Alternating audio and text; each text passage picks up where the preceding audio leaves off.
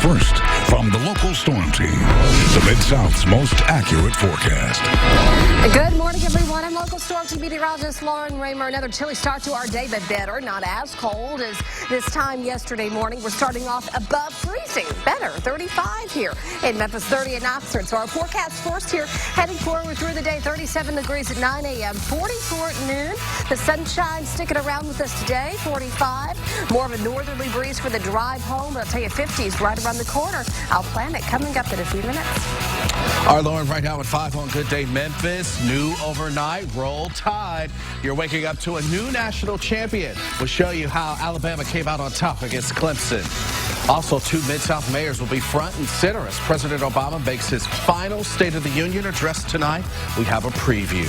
Also, a father finds his baby unresponsive. Now, Memphis police investigating this 2-month-old's death. Now, live from WATN in high definition, this is Local 24 News. Good Day Memphis at 5 a.m.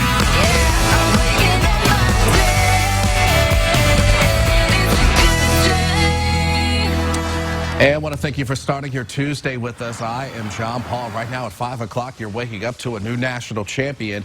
Number 2 Alabama won its 4th college football national title in 7 seasons, defeating number 1 Clemson in the championship game of the college football playoff in Arizona. Now, for much of the night, the game was a highlight reel battle between Deshaun Watson of Clemson and Alabama's Derrick Henry, 2 of the 3 Heisman Trophy finalists this season.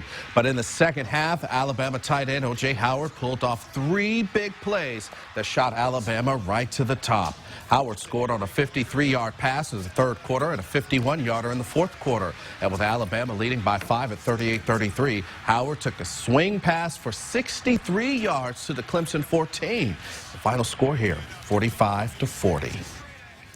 Well, in just hours, Memphis Mayor Jim Strickland and Shelby County Mayor Mark Luttrell are among the guests who will be in Washington to hear President Obama's 7th and final State of the Union address. Local 24's Jamie McGriff has a preview. Tonight, President Obama will stand on the rostrum before Congress to give his final State of the Union address. Memphis Mayor Jim Strickland and Shelby County Mayor Mark Luttrell will be in Washington to attend. Mayor Strickland, a Democrat, is going to be a guest of Congressman Steve Cohen. Republican Mayor Mark Luttrell will be a guest in the box of First Lady Michelle Obama.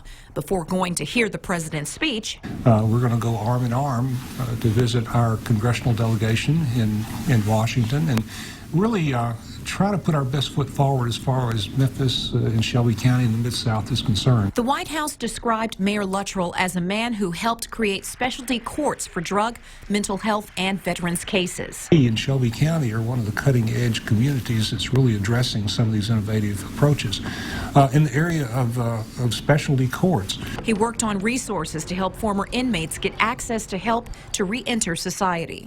So once again, Shelby County in the area of criminal justice, as it relates to youth, as it relates to specialty courts, as it relates to reentry programs. We've been very much involved, really the only large county in Tennessee. Jamie McGriff, Good Day Memphis. And Republicans, Shelby County Mayor Mark Luttrell is going as a special guest of First Lady Michelle Obama. Also, Democratic Mayor Jim Strickland is going as a guest of Congressman Steve Cohen. You can see President Obama's final State of the Union address tonight at 8 o'clock right here on Local 24. You can also watch the speech on our website, localmemphis.com.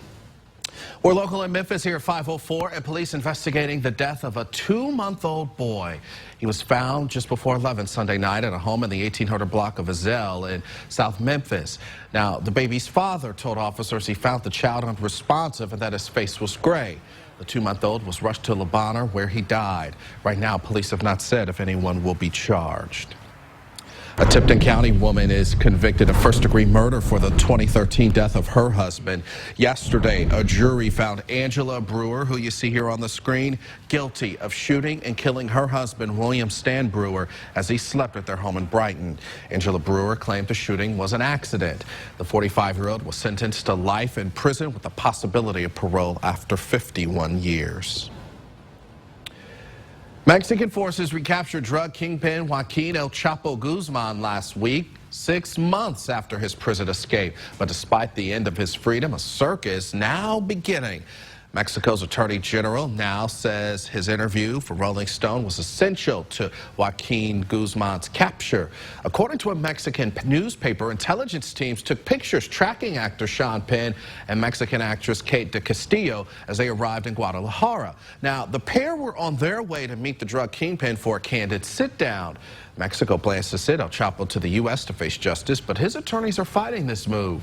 A source at the Attorney General's office says the whole process could take up to a year or longer.